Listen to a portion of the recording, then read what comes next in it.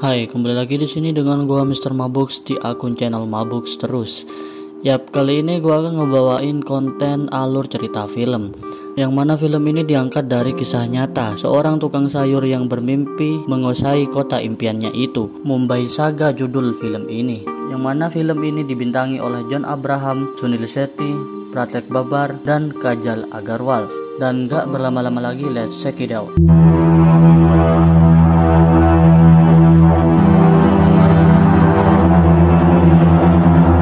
Scene dibuka dengan pidato seorang politikus dadar yang bernama Bau yang mengakui dirinya lah seorang pemimpin dan pemegang wilayah Mumbai. Agar तुम्हारे पास वो दुबई वाला है ना, तो मेरे पास दादर वाला. Scene pun berpindah dan tampak pemerasan dilakukan di sebuah pasar oleh preman di siang hari, yang mana memang hal ini menjadi rutinitas mereka. Dan pemerasan yang sedemikian karena PDW tetap tak bisa dihentikan oleh siapapun, mengingat bahwa para preman tersebut adalah anak buah dari Gaitonde, seorang gangster ternama di daerah itu. Seusai ribut kecil-kecilan terjadi, Amartya pun pergi mengunjungi warkop untuk nongkrong dan sedikit gibah tentang temannya yang diterima menjadi PNS. Sembari itu, kejadian di pasar pun tetap saja berlanjut, dan disinilah awal mula terbentuknya mental baja dari seorang kakak yang bernama Amartya dalam menyelamatkan adik semata wayangnya itu. Di hari yang sama, dengan sengaja sutradara mengatur cerita yang mana giliran berikutnya yang diperas adalah adik dari Amartya. Ketika salah satu preman pasar meminta adik dari Amartya ini untuk membayar, adik Amartya pun tak serta-merta mengikuti apa yang preman pasar mau. Hingga akhirnya adik dari Amar ini oleh salah satu preman itu, yang mana hal itu membuat adik Amar jatuh ke bawah tepat dengan lintasan rel kereta api. Mendengar kabar darurat itu dari Simarau, Amar pun lari dengan cepat untuk mengangkat adiknya itu agar selamat dari lintasan kereta. Singkat cerita, adik Amartya pun selamat hingga akhirnya dirawat di rumah sakit. Amartya pun mengutarakan isi hatinya pada Simarau bahwa ia selama ini diam hanya untuk menjaga adiknya itu, walaupun ia dalam kondisi marah. Akan tetapi jika terjadi sesuatu pada adiknya, tak akan ada yang bisa mengendalikannya.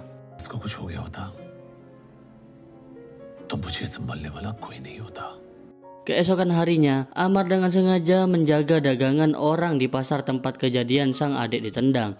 Dan ini dilakukan untuk membalaskan dendamnya kepada orang yang melakukan kejahatan kepada adik semata wayangnya itu. Dengan cepat, sigap terukur, Amar pun melibas semua para preman pasar dengan jurus pencak silat yang sudah ia dalami ratusan tahun.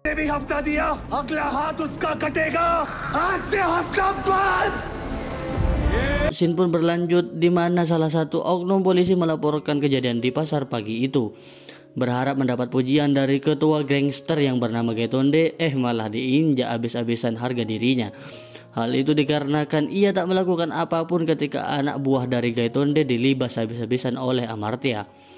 Kasihan bener hidup Pak Polisi satu ini ya. Hingga akhirnya Pak Polisi ini diperintahkan oleh ketua gangster untuk membawa Amartya ke dalam penjara sebelum jam 5 sore. Dan jika tidak, ia akan dihukum dengan cara main TikTok sambil joget-joget bareng para jamet. Dan dengan cepat pun para polisi menangkap Amartya di waktu ia sedang menceramahi adiknya yang rada selengean itu.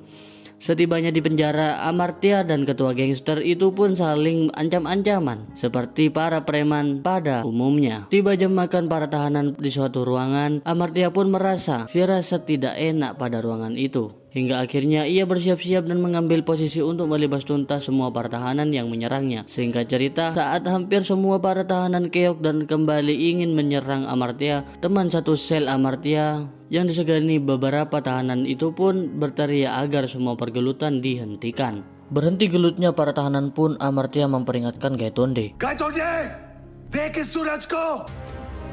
Aaj se tera kissa khatam aur meri kahani shuru.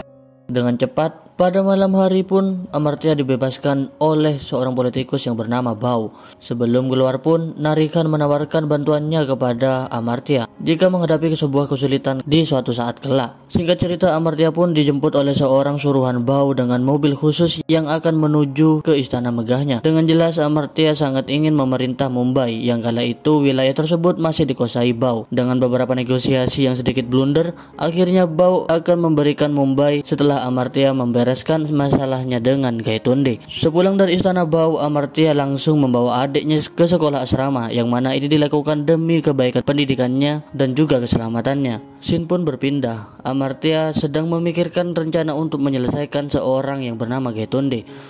Bingung langkah apa yang akan diambil, Amartya pun ingat dengan pesan dari Narikan, yang mana Narikan sendiri adalah teman baik di saat dirinya berada di dalam penjara. Tak berselang lama, Amartya pun langsung menemui mafia yang bernama Murali, dan di sana Amartya diperintahkan agar memiliki wilayah kekuasaan sendiri dengan cara mencuri mobil van, membunuh tangan kanan Gaitonde, dan mencuri persenjataan Gaitonde. Setelah mendengar perintah mafia yang bernama Murali itu, Amartya dan segerombolannya pun langsung mulai beraksi. Singkat cerita, semua perintah sudah ia lakukan dengan sukses dan mulus tanpa badai yang menghalangi.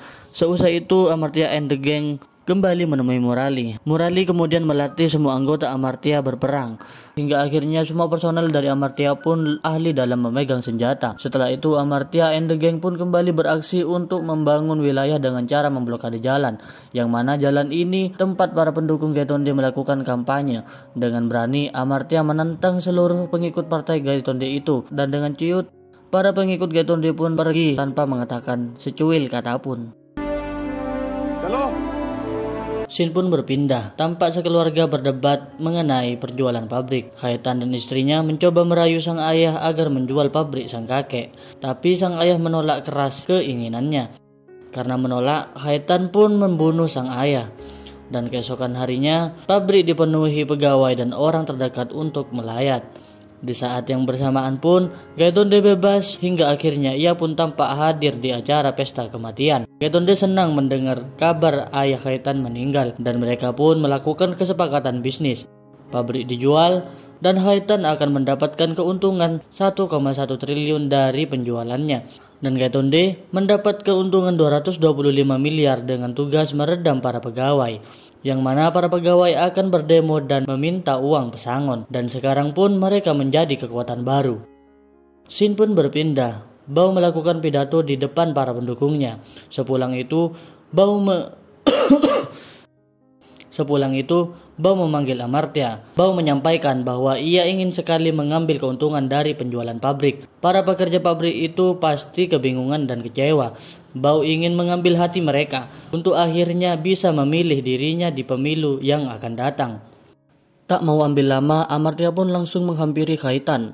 Amartya memperingatkan agar untuk tidak mengambil keputusan tanpa izinnya. Dengan sedikit mengancam, Amartya juga mengatakan berhati-hati, karena yang anti peluru hanya mobilmu, tapi tidak dengan dirimu.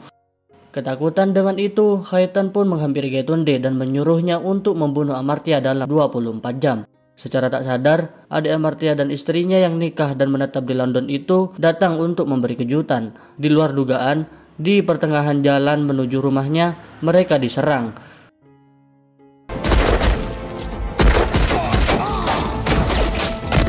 Lolos dari sedikit peperangan itu, mereka akhirnya sampai di rumah Amartya. Sesampainya di rumah, bukannya senang, Amartya malah memarahi mereka berdua karena kembali ke kota Mumbai. Amartya emosi sambil mengatakan, "Bagaimana kalau kalian sampai terbunuh?" मैं तो बस आपको सरप्राइज देना चाहता था। अरे गोली चली है तेरे ऊपर Arjun. Adik dan istrinya itu diam membisu, tak bisa berucap sedikit pun. Tak terima dengan perlakuan Gaitonde, Amartya pun ingin membalaskan dendamnya dan langsung bergegas menghampiri mobil Khaitan dengan cara dijebak.